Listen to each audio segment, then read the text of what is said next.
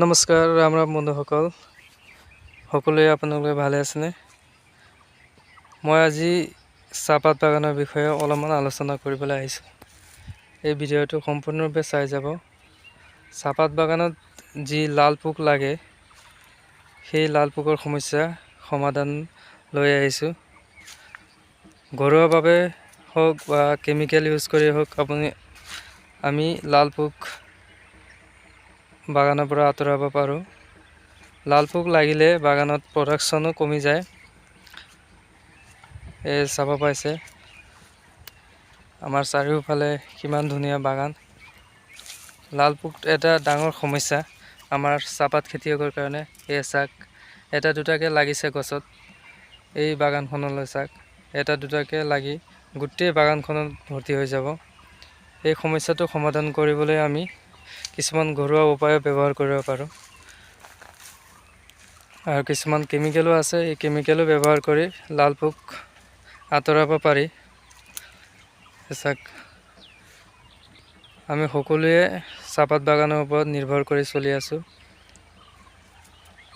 আচলতে লাল পোক লাগিলে আমাৰ বাগানৰ প্ৰডাকশ্যন বহুখিনি কমি যায়, আৰু যিমানে মেডিচিন মাৰক, যিমানে আপোনালোকে ভিটামিন মাৰক, কোনো কাম নহ'ব এই লাল পোক থাকিলে। লাল পোকৰ সমস্যাটো সমাধান কৰিবলৈ বলক আমি ভিডিঅ'টো আগুৱাই লৈ যাওঁ। আপোনালোকে ভিডিঅ'টো যদি চাই অলপ উপকৃত হয়, অলপ লাইক কৰি দিব এটা, আৰু চেনেলটো SPK এগ্ৰিটেক চেনেলটো ছাবস্ক্ৰাইব কৰি বেল আইকনটো বজাই দিব, যাতে চাহপাত বাগান আৰু আমাৰ এগ্ৰিকালচাৰৰ লগত জড়িত যিকোনো খেতিৰ লগত জড়িত ভিডিঅ'বিলাক আপোনালোকে আগতীয়াকৈ পায়। বলক এতিয়া আমি কিছুমান ঘৰুৱা পদ্ধতি আলোচনা কৰোঁ লাল পোক বাগানৰ পৰা আঁতৰাবলৈ। তো বন্ধুসকল, এনেকুৱা এখন ড্ৰাম ল'ব আপোনালোকে। এইটো চাব পাইছে, এখন প্লাষ্টিকৰ ড্ৰাম। এই ড্ৰাম ল'ব, ইয়াতে আপোনালোকে পানী দিব, যাৰ যিমানখিনি লাগে, যিমান বাগান আছে আপোনালোকৰ সেই হিচাপে, সেই অনুযায়ী পানী দিব।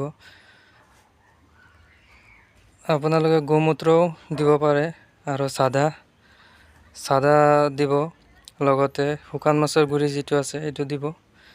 দি মোটামুটি এসপ্তাহমান আপোনালোকে ৰাখি থ'ব। তো এইটো চাদা পচিকিনি গেলিকিনি যিটো মেডিচিন তৈয়াৰ হ'ব, সেই মেডিচিনটো আমাৰ ৰেড স্পাইডাৰ যিটো লাল পোক, তাৰ কাৰণে বেষ্ট হয়। আপোনালোকে গছত ভালকৈ তিয়াই মাৰিব, তেতিয়া আপোনালোকে চাব লাল পোক নাইকিয়া হৈ যাব বাগানৰ পৰা। আৰু কেমিকেলো কিছুমান আছে, কেমিকেলখিনি দেখুৱাই আছোঁ, আপোনালোকে চাই যাওক। এইটো চাব পাইছে, এই চাৰিবিধ ঔষধ মাৰি আপোনালোকে ৰেড স্পাইডাৰ লাল পোক আঁতৰাব পাৰিব।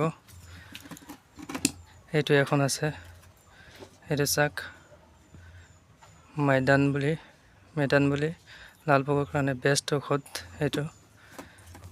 তো এইটো এটা আছে হাইলাইট, এইটোও মাৰিব পাৰে লাল পোকৰ কাৰণে কেমিকেল ইউজ কৰিবলৈ হ'লে। আৰু আছে এইটো ছুপাৰ মাইট, সেইটো এখন আছে, আৰু এখন লগতে আছে বেষ্ট, সেইটো তাক চিছমেট বুলি কয়, সেইটো মাৰিব পাৰে। এইবিলাক মাৰি আপোনালোকে লাল পোকৰ পৰা পৰিত্ৰাণ পাব পাৰে। তো ভিডিঅ'টো ভাল লাগিলে আপোনালোকে লাইক এটা কৰি দিব, আৰু শ্বেয়াৰ কৰি দিব, যাতে সৰু সৰু ক্ষুদ্ৰ চাহ খেতিয়কসকল অলপ হ'লেও উপকৃত হ'ব পাৰে। ধন্যবাদ।